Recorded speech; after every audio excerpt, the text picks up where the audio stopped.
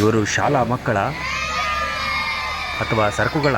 ಹೌದು, ಜೇನು ಕೃಷಿ ನೋಡಲು ವಿದ್ಯಾರ್ಥಿಗಳನ್ನು ಪಿಕಪ್ ಟಿಪ್ಪರ್ ಲಾರಿಯಲ್ಲಿ ಕರೆದೊಯ್ದ ಘಟನೆ ರಾಜ್ಯದಲ್ಲಿ ಚರ್ಚೆಗೆ ಕಾರಣವಾಗಿದೆ.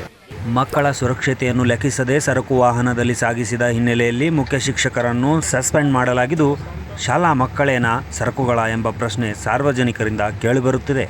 ಜೇನು ಕೃಷಿಯನ್ನು ತೋರಿಸಲು ರೈತನ ಹೊಲಕ್ಕೆ ಕರೆದೊಯ್ದ ಶಿಕ್ಷಕರಿಗೆ ಭೇಷ್ ಅನ್ಬೇಕಾ, ಅಥವಾ ಮಕ್ಕಳನ್ನು ಲಾರಿ ಟಿಪ್ಪರ್ನಲ್ಲಿ ಕರೆದೊಯ್ದಿದ್ದಾರೆ ಎಂದು ಶಿಕ್ಷಿಸಬೇಕಾ?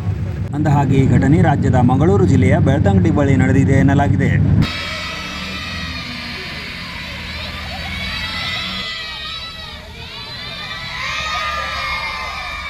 ಅದೇನೇ ಇರಲಿ, ರೈತನ ಹೊಲಕ್ಕೆ ಭೇಟಿ ನೀಡಿ ಜೇನು ಸಾಕಣೆ ಕುರಿತು ಅಧ್ಯಯನ ನಡೆಸಿದ ಮಕ್ಕಳ ಮೊಗದಲ್ಲಿ ಸಂತಸ ರಾರಾಜಿಸುತ್ತಿರುವುದು ದೃಶ್ಯಗಳಲ್ಲಿ ಕಂಡುಬರುತ್ತಿದೆ.